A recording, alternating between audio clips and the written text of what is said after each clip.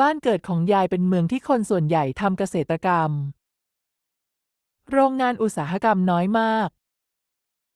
ผู้คนส่วนใหญ่จึงมีอาชีพทำไร่ทำนา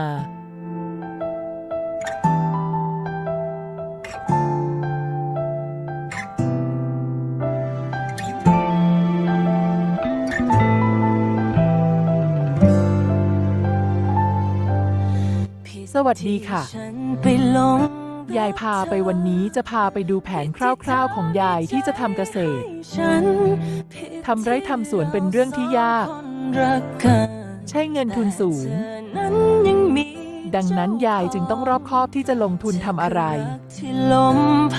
จากตอนที่แล้วยายให้น้ามาทำบ้านจากที่แค่เริ่มทำ หมดเงินไปมากมาย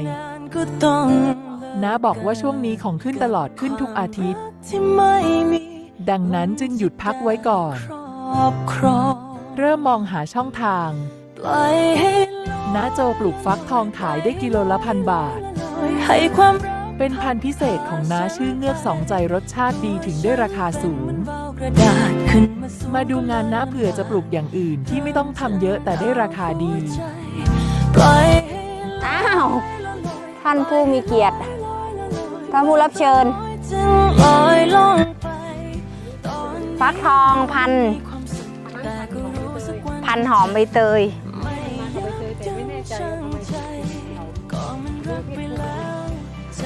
โอ้โห แต่ที่ต้องมาคิดหนักคือรอบข้างปลูกยางพารากันหมด เนื่องจากราคายางพาราเริ่มดี จริงๆก็รู้แต่ไม่ยอมตัดใจก็มันรักไปแล้ว การจะทำธุรกิจใดๆตอนนี้มีแต่จะปิดกิจการ หาเงินเลี้ยงตัวมันยากจริงๆช่วงนี้มีคนบอกให้ไปกู้เงินมาทำรีสอร์ท แต่อายุขนาดนี้ไม่อยากเป็นหนี้อีกแล้ว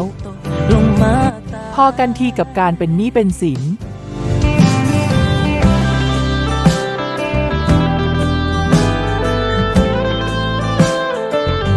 ครั้นจะทำคาเฟ่แค่ในถนนเข้ามาหมู่บ้านมีร้านคาเฟ่หรูๆ4 ร้าน ไม่นับถนนใหญ่อีกเป็น10 ร้านทำเกษตรดูจะเป็นคำตอบเพราะเรามีที่มีนาของเราแต่ถ้าจะให้ทำแบบพืชไร่ดูจะทุนสูง เพราะในอดีตที่ของเรานั้นทำนาข้าว เครื่องมือเครื่องไม้จะเป็นการทำนาทั้งนั้น ครั้นจะมาปลูกข้าวโพดปลูกมันสำปะหลังปัญหาของการลงทุน ตลาดที่จะส่งเพราะเชียงรายไม่ใช่แหล่งที่มีตลาดกลางรับซื้อ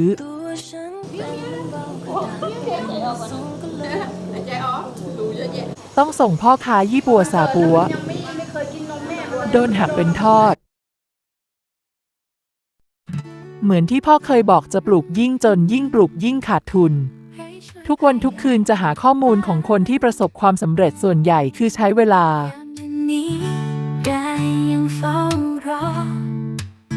รอคนที่เคยพาไปป่าฝ่าฟันผ่านลมฝน และส่วนใหญ่ผ่านการล้มลุกคลุกคลานกันมามากมายทำให้ยายต้องดูงานศึกษาจากไร่สวนของพวกนาๆที่อยู่รอบข้าง ความลำบาก ที่ว่างแต่ปลูกอะไรไม่ได้เพราะพ่อเลี้ยงวัวอยู่วัวพ่อแต่ละตัวดื้อมาก เดินบุกรั้วมากินสวนผักที่แม่ปลูกไว้จนราบไม่รู้กี่ที จากที่ได้ถามน้าๆหลายคน ทุกคนบอกว่าให้ปลูกแล้วส่งออนไลน์หรือตามเฟซบุ๊กที่มารับไปขายตามห้างถ้าผักผลไม้ของเราปลูกแบบออร์แกนิกจะมีคนซื้อง่าย เหนียวหนึบมัน ซึ่งเป็นควา น้ามได้ คิด พัน ที่ ธุ์มา ดี จากไหนคะเนี่ยสักลูกได้ไหมคะจะลองไปชิมนี่นะ เพ คะ ราะที่คอกวัวของพ่อมีทั้ง นี่ วัว ที่ ทั้งไก่ นาเขาจะลอง มูลมาผสม อันนี้ ทำปุ๋ เพาะ ย ขายด้วยใช่ไหมคะเนี่ย มีสมุนไพรหางไหลไล่แมลง มีเต็นท์กันแมลงมาไข่กลายเป็นหนอน สนใจ มีแม่ไก่ให้ไข่และเราเอาเปลือก ถนนยาวไกลยายเดินคนเดียว ของกินผลไม้ในหมู่บ้านไม่ต้องหวังขายเลย วันยังคง เพราะทุกบ้านปลูกผักสวนครัวมีต้นไม้ให้ผลไม้มากมาย ใครช่วย ต่างกับที่กรุงเทพ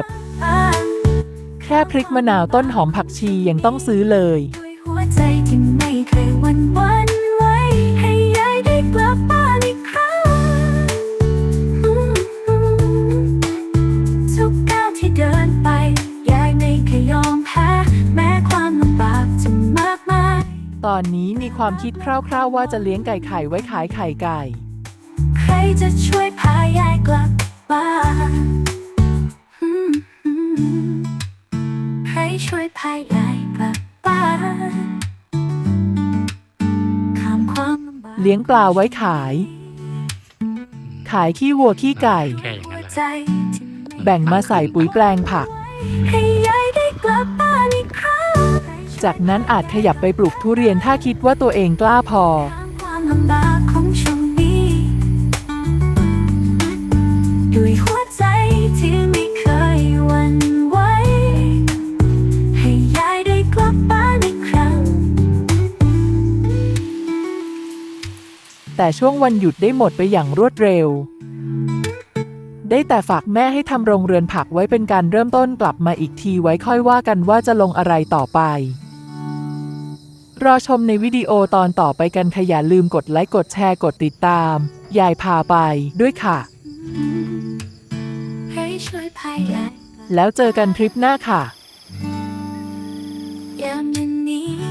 ยายยังเฝ้ารอ รอคนที่เคยพาไปบ้าน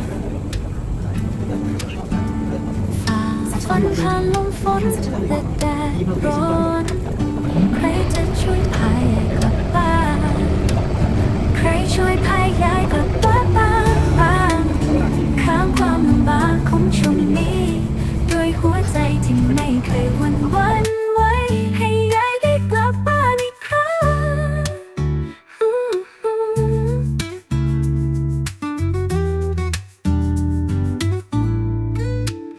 ถนนยาวไกลยายเดินคนเดียว